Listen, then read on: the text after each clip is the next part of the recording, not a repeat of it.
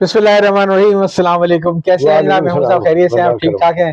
तो फिर इंशाल्लाह जिक्र आज वही चलेगा ना, जुल्फ़िकार भुट्टो साहब का। अभी तो एक ही किस्त हुई है, अभी तो बड़ी लंबी उनकी जद्दोजहद है। तो आज दूसरी किस्त, आज आप क्या बताएंगे? मैं सब देखिए, भुट्टो साहब का जिक्र हो चुका था कि वो मार्शल एडमिनिस्ट्रेटर से उहदेदार, सिविलियन मार्शल एडमिनिस्ट्रेटर, उससे दस्तबरदार हो गए और सदर बन गए जी।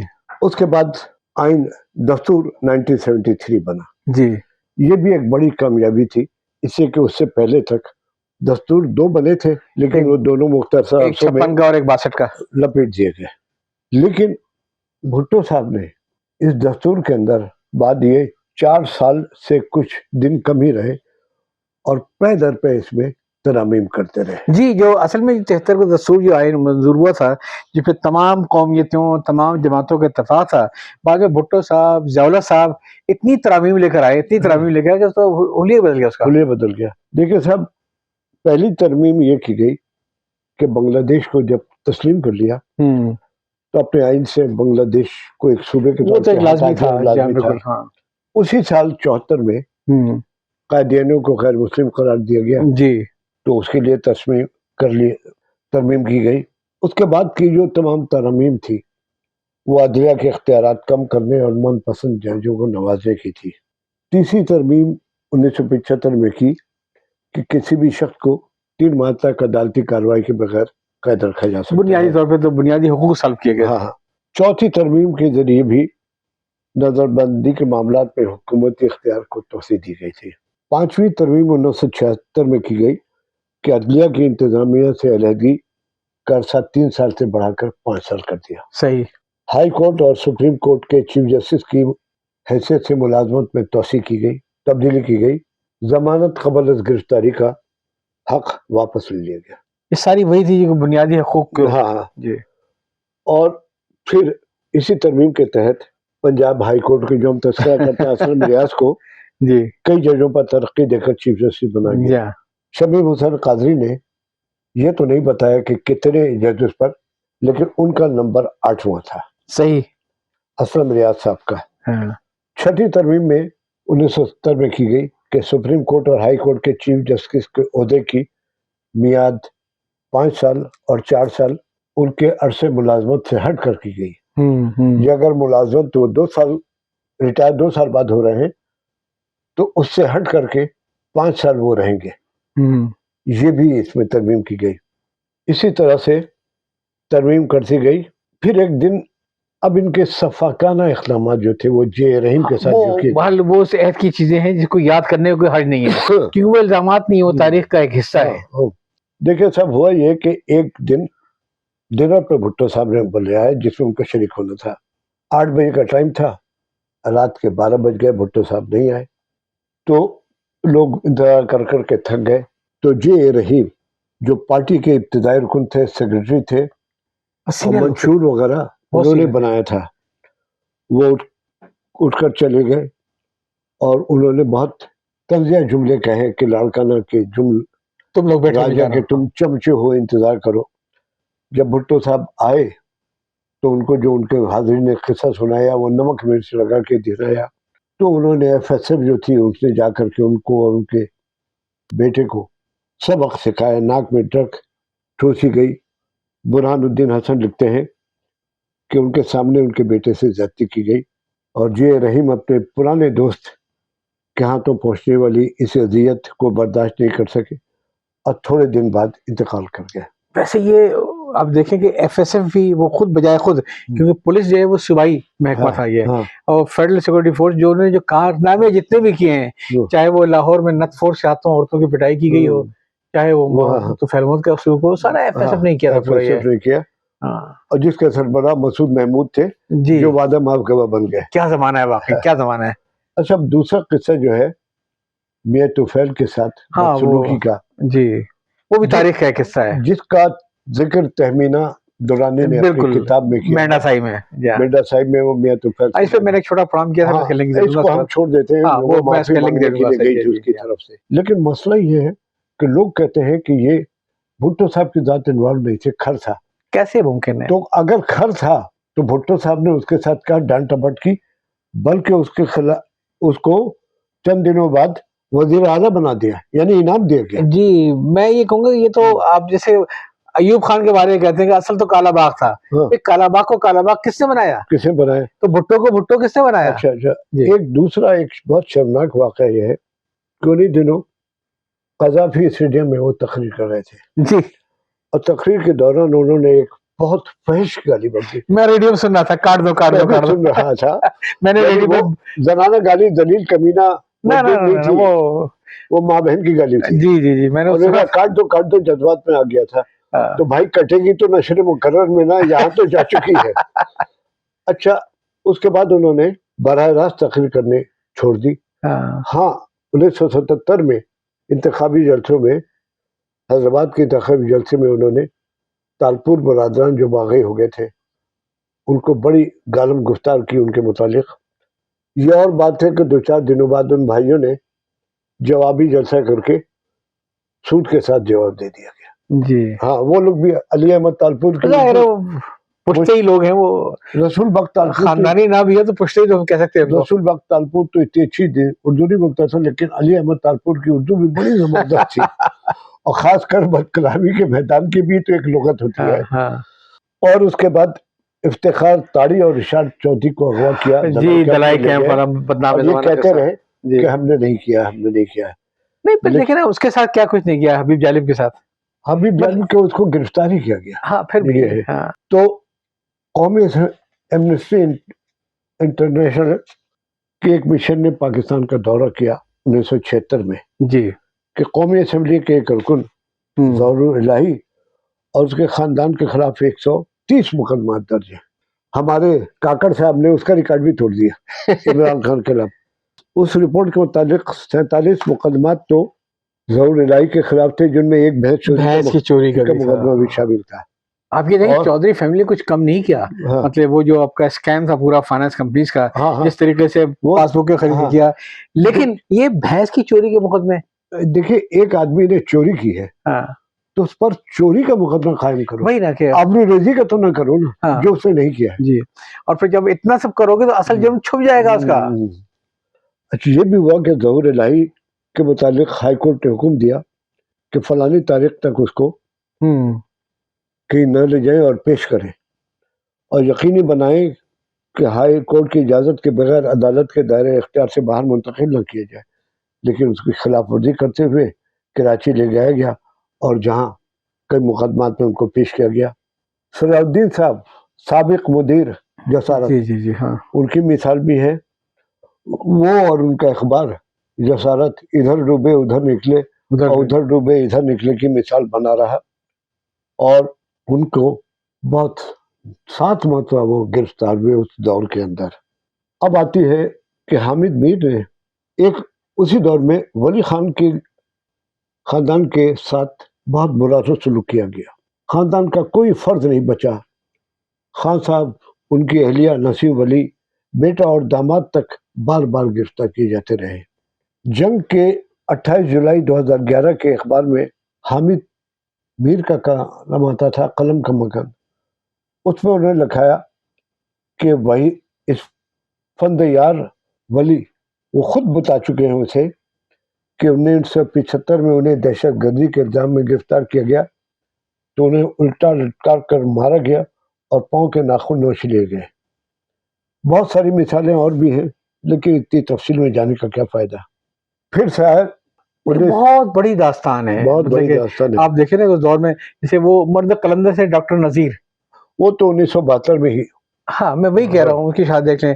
پھر جو ہنگامے ہوئے تھے آپ کو یاد ہوگا، مجھے آج تک یاد ہے کہ اسٹوڈنٹ کے جو وہ چلتے تھے تو سڑکوں پہ ان کو بچوں کو بے لباس کر کے ان کی پٹائی کی گئی ساری ہے. سارا مطلب ہراسمنٹ کی انتہا تھی اس دور کے اندر.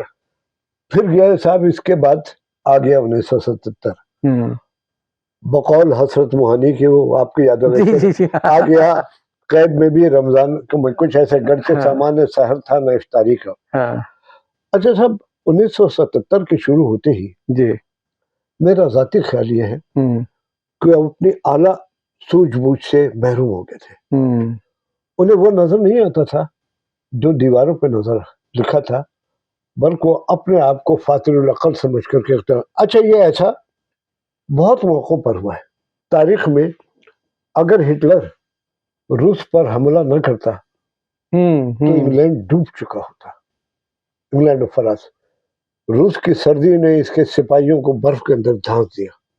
اس طرح سے اور بھی بہت سارے اقدام ہوتے ہیں. اور تاریخ قریب میں اگر خام خواہ عدم اعتماد کا زیر نہ ہٹایا جاتا تو اتنا بڑا وہ. ہاں. اب اس کی ایک مثال پرویز مشرف کو کیا تکلیف تھی افتخار چودھری سے, جو ان کو ہٹایا انا, اور وہ ان کے اقتدار کے, اور وہ بھی کوئی بڑی چیز نہیں تھے, وہ بھی اسی سسٹم کا حصہ تھے. ہاں. اسی دور میں ایجنسیوں کی اطلاع پر کہ حزب اختلاف متحد نہیں ہو سکے گی, انہوں نے الیکشن کا اعلان کر دیا. حالانکہ ان کو 73 میں 5 سال کا دیا جاتا تھا, تو ان کا ٹینیور 78 اگست تک چل سکتا تھا, اور کچھ ہنگامی حالات کی بنیاد پر 6 مہینے اور لے سکتے تھے. لیکن ایک لفظ اوور کانفیڈنس, غلط وقت میں غلط فیصلے, اوور کانفیڈنس ہو کر کے انہوں نے, جیسے ہمارے بھی لیڈر نے اوور کانفیڈنس ہو کے خام خواہ صوبہ سرحد کی پنجاب کی سمیت فرمائی تھی. ہاں وہ, اور اس طرح سے, اور اس کے بعد ان کو پتہ نہیں کس نے بلا مقابلہ منتخب ہونے کا شوق پیدا ہوا. کوئی تک نہیں تھی. ہاں, جیت جاتے وہ یوں بھی. ارے جان محمد عباسی کو 1,500 ووٹ ملتے تو بھٹو کو 1.5 لاکھ ووٹ ملتے. بلا مقابلہ کی ضرورت نہیں ہوا. کیا اس چکر میں ممتاز بھٹو بھی آ گئے اس لائن میں, اور بھی 4-5 لوگ آ گئے بلا مقابلہ. کوثر نیازی نے 15 یا 19 آدمیوں کی لسٹ دی ہے جو بلا مقابلہ چاروں صوبائی, دیکھیں آپ وہ جو چیف منسٹر سے انہوں نے یہ کیا اس طرح سے کہ تم لوگ کھیلتے رہو باری باری, ہم تو آ چکے ہیں. حفیظ ایک ٹی وی پروگرام تھا جس میں حفیظ پیرزادہ اور پروفیسر غفور دونوں بیٹھے تھے. جی, جب یہ بلا مقابلہ کا معاملہ آیا تو حفیظ پیرزادہ نے بولا یہ مرکز کی کوئی ہدایت نہیں تھی, وہ لاڑکانہ کی لوکل ایڈمنسٹریشن نے کیا. یہ بات سمجھ میں نہیں آتی ہے. اگر لوکل ایڈمنسٹریشن نے کیا تو اگلے دن پورے پاکستان کے اخبار میں ایک تصویر اپر فرنٹ پیج کے اپر ہاف میں 3 کالمی تصویر, اور کیپشن کیا تھا, گریٹ لیڈر وغیرہ اس سب کے ساتھ وہ تصویر آئی. تو یہ ہدایت تو ویسے وزارت اطلاعات کی جائے گی نا. ویسے آپ نے حفیظ پیرزادہ صاحب کا نام لیا تو مجھے یاد آیا کہ بھٹو صاحب مرحوم نے جہاں دشمنوں کو نہیں چھوڑا وہاں دوستوں کو بھی نہیں چھوڑا, چاہے جے رہی ہو. حفیظ پیرزادہ اور ان کی بیگم سعدیہ پیرزادہ, اس کے حوالے سے جو ان کی جملے ہیں, سونا منڈا اور تیری بیوی وغیرہ وغیرہ, وہ ان کے اپنے وفادار لوگ تھے. سونا منڈا تو آئے لیکن وہ بیوی وغیرہ میڈیا پہ نہیں آئے. بل ایک ہے کہ میٹنگ میں کچھ جملہ کہا تھا ان کی بیگم کے بارے میں. اچھا, وہ یہ الیکشن انہوں نے اس لیے کر دیا کہ ان کے جو مشیر تھے رفیع رضا, انہیں کہا کہ جلدی الیکشن کر لو ورنہ بعد میں حالات اور خراب ہوتے چلے جائیں گے. جی جی جی جی. اچھا, سوارے جب جیسے الیکشن کا اعلان ہوا تو دفعہ 144 ہنگامی عادت ختم کرنی پڑی. تو عوام جو 5.5 سال سے گھٹن کے عالم میں تھے, ان کو تھوڑی سی آزادی کی لہر ہوئی, نظر آئی, تو وہ چوک در چوک آ کر کے روڈوں پر آ گئے اور بھٹو کے خلاف تحریک چلا دی. تو ایک خیال یہ بھی ہے کہ وہ ذہانت سے محروم ہو گئے اور ایک کے بعد ایک غلط فیصلہ انہیں تارا مسیح کی بارگاہ تک لے گیا, جو انہیں گڑھی خجا بخت چھوڑایا. ایک گانا ہے نا کہ میں نکلا گڈی لے کر اس سڑک پر, رستے میں ایک موڑ آیا, میں اتھے دل چھوڑ آیا. تو وہ ان کو گڑھی خدا بخت چھوڑ آیا. اور دوسری بات یہ ہے کہ اگر سیاسی ان کو عوام کا موڈ دیکھنا تھا کہ میری مقبولیت کیا ہے, تو کچھ عرصے پہلے 1-2 سال پہلے سے شہری آزادیوں کو کھلا دیکھتے اور عوام کا موڈ بھاپ لیتے اور پھر الیکشن کا وقت طے کرتے. لیکن وہ جو کہتے ہیں نا خود اعتمادی, اوور کانفیڈنس جسے کہتے ہیں, وہ ان میں اتنی زیادہ تھی, وہ اپنے آپ کو ہر جگہ پر انتہائی مقبول, آدمی کو خود اعتمادی مار دیتی ہے. ہاں, خود اعتمادی مار دیتی ہے. اچھا صاحب, کوثر نیازی کتاب ہے, آن لائن کٹ گئی. اس میں وہ لکھتے ہیں سندھ کے چیف سیکرٹری تھے محمد خان, ہوم سیکرٹری سندھ, اور ڈپٹی کمشنر سے خالد کھرل کہتے تھے, بے نظیر کے پہلے دور میں وزیر اطلاعات بنے تھے. ان لوگوں نے اپنی کارکردگی سے بھٹو کو خوش کرنے کی کوشش کی اور یہ ثابت کرنا چاہا کہ کتنی آسانی سے ہم الیکشن اپنی جھولی میں ڈال کے دے سکتے ہیں، جیت سے سکتا ہے. اور یہی اگلے دن ان کے بلا مقابلہ انتخاب کی ٹیلی ویژن ریڈیو سے خبر نشر کر دی گئی اور جان محمد عباسی کو وقت گزرنے کے بعد نظر بندی سے رہائی دی گئی. اچھا 15 کوثر نیازی نے 19 امیدوار جو بلا مقابلہ منتخب 19 امیدوار بلا مقابلہ پورے پاکستان میں اور سندھ میں 15 تھے. بھائی دیکھیں نا، آپ پولیس ہے، پولیس کو ایک سیاستدان یا وزیر یا چیف منسٹر ایک غلط کام کو آرڈر دیتا ہے تو اب پولیس اپنے طور پہ بھی جو غلط کام کرے گی اس کو کیسے روک سکتے ہیں؟ اس میں کوئی شک نہیں ہے. تو بھٹو صاحب نے جو اپنے متعلق کرایا تو اپنے ماتحتوں کو کیسے کہہ سکتے تھے کہ تم یہ نہ کرو؟ اور کوثر یہ لکھتے ہیں کہ صرف 4 اصحاب کے بارے میں یقینی کہا جا سکتا تھا کہ واقعی بلا مقابلہ منتخب ہو سکتے تھے. باقی تمام بلا مقابلہ پرائم منسٹر سیکریٹریٹ کے خصوصی سیل کے سربراہ تمن اور انچارج راؤ رشید کے حسن کرشمہ سازی کا نتیجہ تھا. یہ بلا مقابلہ انتخاب کی روایت جو ہے چاروں چیف منسٹر نے بھی نبھائی اور وہ لوگ بھی ہو گئے. جب ان کی بھٹو صاحب کو خلاف تحریک چلی اور صوبہ حزب اختلاف نے صوبائی اسمبلی کے انتخاب کا ٹوٹل بائیکاٹ کر دیا تو بھٹو صاحب ایک دن ٹی وی پہ آئے، تقریر پہ کہا میں کمزور ہوں لیکن میری کرسی یوں ہاتھ مار کے بہت مضبوط ہے اور قومی اسمبلی کا انتخاب تو آپ نے لڑ لیا، صوبائی اسمبلی پہ بات ہو سکتی ہے. لیکن ان کو یہ نہیں معلوم کرسی لکڑی کی ہوتی ہے، لکڑی کو بھی گھن لگ جاتا ہے، دیمک لگ جاتی ہے اور کبھی نہ کبھی وہ ٹوٹتی ہی ہے.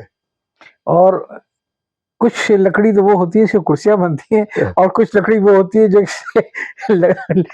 لاٹھی بنتی ہے، مارشل ایڈمنسٹریٹر بنتی ہے. اور ہندوؤں کے اندر کچھ لکڑی وہ ہوتی ہے جو مردوں کو جلانے کہتے ہیں. یہ آج کی گفتگو بڑی اچھی رہی ہے اور خصوصاً جب ہم پیچھے ماضی کو دیکھتے ہیں الیکٹیبل کے اس کے حوالے سے ان اپوز کا شوق، تو ظاہر ہے آپ کو معلوم ہے ایسی کوئی چیز نہیں.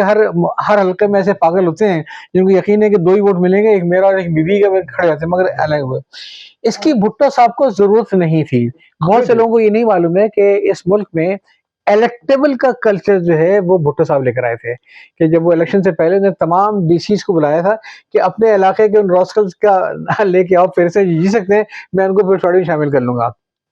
پروفیسر غفور نے اس ٹاک شو میں حفیظ پیردار سے منہ در منہ پوچھا کہ بھٹو صاحب کو اتنی جلدی الیکشن کرانے کی کیا سوچی تھی تو ابھی ان کے پاس 1.5 سال باقی تھے.